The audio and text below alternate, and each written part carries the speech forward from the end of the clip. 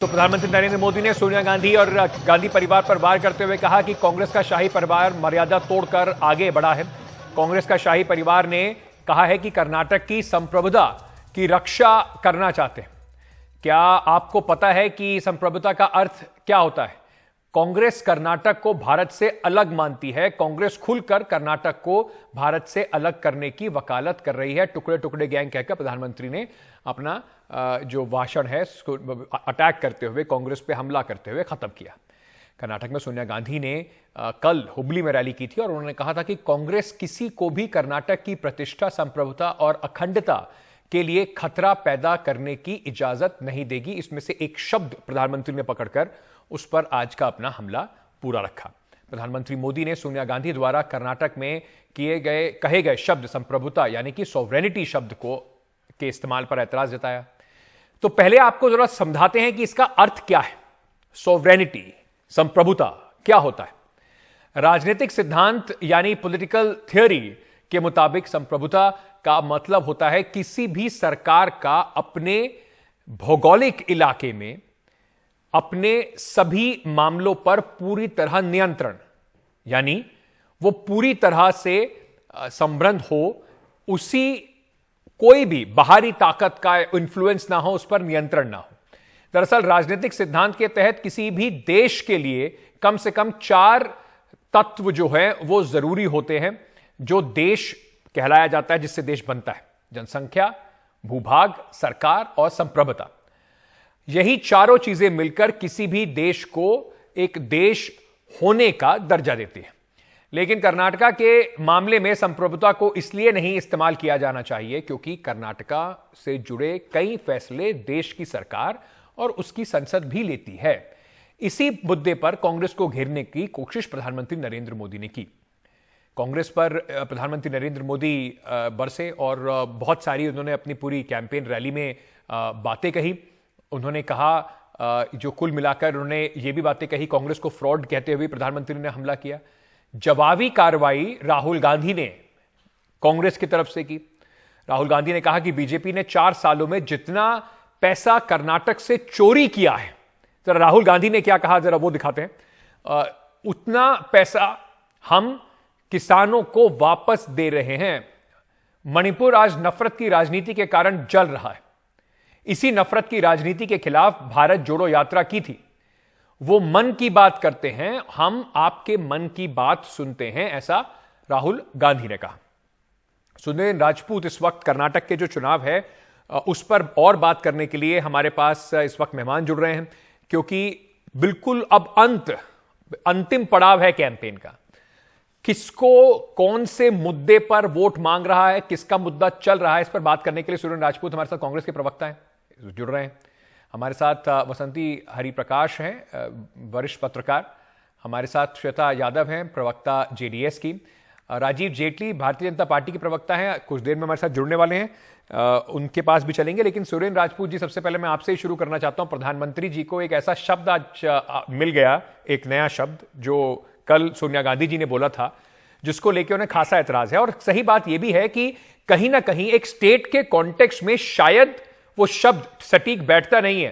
तो ऐसा लग रहा है कि स्लॉग ओवर में कांग्रेस एक के बाद एक फुल टॉस दिए जा रही है प्रधानमंत्री को। बड़ा मसला आ जाता है। कहते हैं ना कि समंदर ये तेरी खामोशी कुछ और कहती है, मगर साहिल पे टूटी कश्तियां कुछ और कहती हैं। और मेरी आंखों ने देखे शहर के कई मंजर, मगर अखबार की सुर्खियां कुछ और कहती है। सब संप्रभुता जानते हैं, हम सब लोग संप्रभु राष्ट्र के निवासी हैं, संप्रभु राज्य के भी निवासी हैं। क्यों इस्तेमाल किया गया? आज पहला राज्य है कर्नाटक, जिसमें कर्नाटक के 898 कोस एरिया के गांव जो महाराष्ट्र से जुड़े हुए हैं, वहां पर महाराष्ट्र की योजनाएं चल रही हैं। और ये कभी ऐसा नहीं हुआ इतिहास में, महाराष्ट्र की योजनाएं कर्नाटक के गांवों में चल रही हैं। और ये संप्रभुता का उल्लंघन है। इस चीज को अगर प्रधानमंत्री जी नहीं समझते हैं, मुख्यमंत्री बसवराज बोम्मई नहीं समझते हैं, अमित शाह नहीं समझते हैं, तो निश्चित तौर पर कर्नाटक के प्राइड पर यह हमला है। कर्नाटक के प्राइड पर हमला तब भी हो जाएगा जब नंदनी को आप अमूल से क्या नाम वो करने की, रिप्लेस करने की कोशिश करेंगे। तो संप्रभुता तो हमला ऑलरेडी भारतीय जनता पार्टी के कमजोर और करप्ट शासन में महाराष्ट्र के ने अपने 898 गांवों में करी। सुरेंद्र भाई, जो रीजनल प्राइड की आप बात कर रहे हैं वो एक अलग मसला है, पर इस शब्द की ही अगर मैं बात करूं तो राजनीति शास्त्र में आपको ये, आप पढ़ते हैं और आपको भी पता है ये बात कि इसका कहीं ना कहीं इस्तेमाल एक देश के बारे में होता है, राज्य के बारे में नहीं होता। ये जी से मैं आपसे जिम्मेवारी से कहता हूं कि मसला रीजनल प्राइड का अपनी जगह पर है। राज्यों की सीमाएं जो है ना सर, राज्य की, मैं आप उत्तर प्रदेश के राज्य में हरियाणा का अगर कानून चलने लगेगा, हरियाणा का तहसीलदार आ जाएगा और हरियाणा की योजनाएं जन्म लगा देगा, तो निश्चित तौर पर उत्तर प्रदेश की संप्रभुता पर हमला है। उसी तरीके से जैसे असम के 5 जवान मार दिए थे मणिपुर वालों ने, अभी आपने कुछ दिन पहले देखा था ना हेमंत बिस्वा में, कभी 70 साल में ऐसा हुआ था। जब जब आप राज्य के बाउंड्रीज को छेड़ेंगे, जब जब आप राज्य की बाउंड्रीज पे इंक्रोच करेंगे, और ये इतनी करप्ट और इतनी कमजोर सरकार है भारतीय जनता पार्टी की, और मुझे अफसोस के साथ कहना पड़ रहा है कि प्रधानमंत्री जी को इसके शब्द का मतलब नहीं पता, प्रधानमंत्री जी को कन्नड़ प्राइड का मतलब नहीं पता, प्रधानमंत्री जी अपने कंधे पर सोच रहे हैं चुनाव लड़ना। प्रधानमंत्री जी जब इस तरीके की बातें करते हैं तो हमें अफसोस होता है कि कैसा प्रधानमंत्री। ठीक है श्वेता यादव जी, हमेशा या तो जो प्रधानमंत्री जी ने शब्द का इस्तेमाल करते हुए कांग्रेस पर हमला करा है, कहीं ना कहीं उन्होंने ये कहने की कोशिश की है कि देखिए ये कर्नाटका को देश से अलग समझते हैं, टुकड़े टुकड़े गैंग की बात प्रधानमंत्री ने एक बार फिर दोहराई। लेकिन क्योंकि आप एक रीजनल पार्टी को इस समय रिप्रेजेंट कर रही हैं, आपके लिए इस शब्द का क्या मतलब है, और ये जो कांग्रेस बीजेपी की संप्रभुता पे लड़ाई है उसमें जेडीएस कहां खड़ी है? ये जो नेशनल पार्टीज है, तो ये अपना जो मर्यादा है वो तो भूल ही चुके हैं। मैं चाहती हूँ कल तक ये कितना जल्दी हो सकता है उतना जल्दी कर्नाटका का जो इलेक्शन है वो खत्म हो जाए, अच्छी तरह रिजल्ट भी आ जाए। लेकिन तब तक पता नहीं कर्नाटक की जनता को क्या क्या सुनने को मिलेगा, जो डिक्शनरी में नहीं होगा वो भी शायद सुनने को मिलेगा।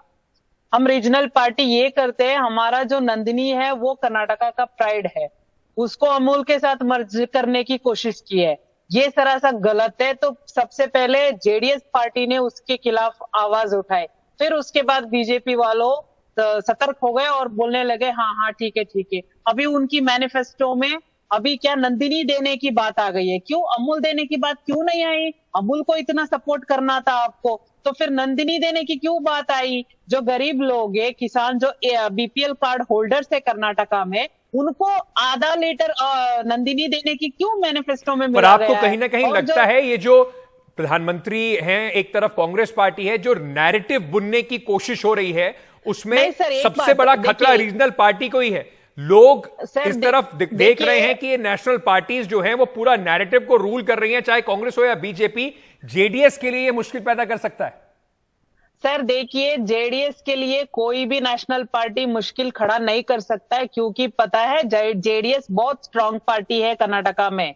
ये जो 83, 84, 94 में जो हिस्ट्री देखा गया हमारे पार्टी का, जो अभी वो इस बार रिपीट होने वाली है, तो नेशनल पार्टीज के पास कोई एजेंडा नहीं है। लेकिन आपका बेस्ट परफॉर्मेंस 58 का रहा है, वो इतना जबरदस्त परफॉर्मेंस थोड़ी है कि सरकार अपने दम पे बन जाए।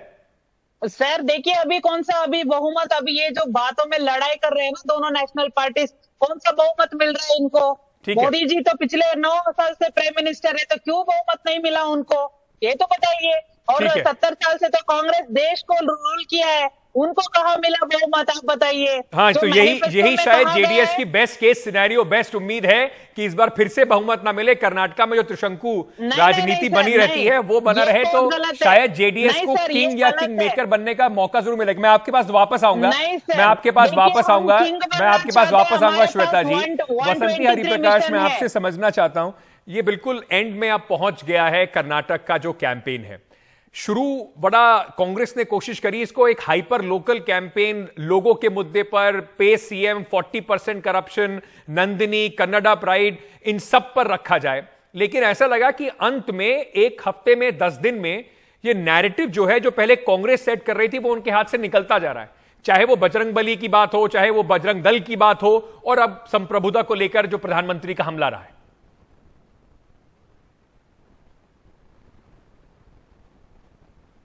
नमस्कार अंकित जी। देखिए, कर्नाटका में जो है हर पार्टी, चाहे वो कांग्रेस हो, जनता दल, सेक्युलर हो या फिर बीजेपी हो, लोगों को इस नैरेटिव में ही बांध के रखने की कोशिश हर पार्टी करती ही है।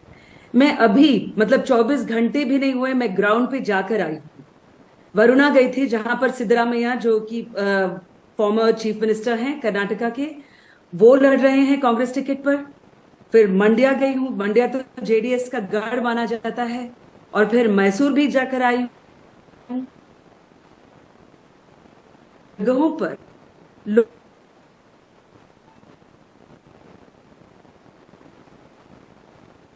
कुछ आपकी आवाज में कुछ परेशानी है मैडम, हम ठीक करके उसे दोबारा आपसे बात करते हैं। जी, आप मुझे सुन पा रही हैं? या सुन पा रही हूँ? हाँ जी, आप जी अब बोलिए, आपकी आवाज अब ठीक आ रही है।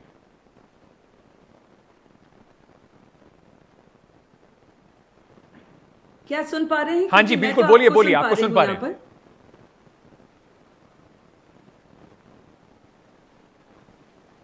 मैम सुन पा रहे हैं आपको, please go ahead. Yes, if you can hear me. तो ग्राउंड पे जो है, लोगों की जो मांगे हैं, उसको कोई पार्टी ज्यादा जोर नहीं दे रही है। वो आपस में लड़ते ही वो बिजी हुए जा रहे हैं। जैसे कि कल एक बीजेपी की, एक भाजपा के एक सम्मेलन में मैं थी, जहां पर वहां के नेता कह रहे थे कि जल जीवन मिशन इतना सफल रहा है यहाँ पर कि जो महिलाएं बहुत दूर दूर जाया करती थी पानी लाने के लिए, उन्हें कोई अभी आवश्यकता नहीं है, आप खुद जानते हैं। और मैंने अपने पास एक ग्रामीण महिला थी, उनसे पूछने की कोशिश की। मैंने पूछा, कनाडा में पूछा कि निम्म मनेली नल्ली दिया, अंद्रे आपके घर में एक नल है क्या? और वो बोले, अरे नहीं, मुझे तो इतना दूर चल के जाना पड़ता है। लेकिन वो जो भीड़ थी वहां पर, जो वहां पर बीजेपी का जो ऑडियंस था, तो वो एक अलग ही, उनकी मांग अलग है, और जो वहां पर नेता जो मंच पे हैं उनकी बात अलग है। तो ये जो डिस्कनेक्ट है जन और पक्ष के बीच, ये तो बहुत ही बड़ा है। कोई भी इस मुद्दे को, चाहे वो भ्रष्टाचार हो, इसको सीरियसली ले ही नहीं रहा है। और ये विभिन्न भागों की मैं बात कर रही हूँ, क्योंकि बैंगलोर और मैसूर ही नहीं जो निर्णय करते हैं कर्नाटक के विजय को किसी भी पक्ष के लिए। बिल्कुल बिल्कुल, और बहुत सारे रीजन है। कोस्टल कर्नाटका का अपना अलग महत्व है, हर रीजन का अपना अलग महत्व है। जेटली साहब जुड़ गए हमारे साथ, थोड़ी मुश्किल हो रही थी उनके कनेक्शन में जुड़ने। जेटली साहब बहुत बहुत शुक्रिया। मैं सबसे पहले सुरेंद्र राजपूत साहब से पूछ रहा था, और अभी वसंती जी ने उसके बाद एक बहुत बढ़िया कमेंट करी। प्रधानमंत्री संप्रभुता की बात कर रहे थे, उससे पहले हम बजरंगबली की, आज जेपी नड्डा साहब अभी केरला स्टोरी देख रहे हैं बैठ के, वहां पर एक नैरेटिव की कोशिश की जा रही है। वसंती जी कह रही थी, जो वरिष्ठ पत्रकार हैं, कह रही मैं जमीन पर हूं, नेताओं के भाषण में और लोगों के मुद्दे में काफी फर्क है। तो फिर क्यों इन मुद्दों के ऊपर भारतीय जनता पार्टी कैंपेन टिक जाती है आके?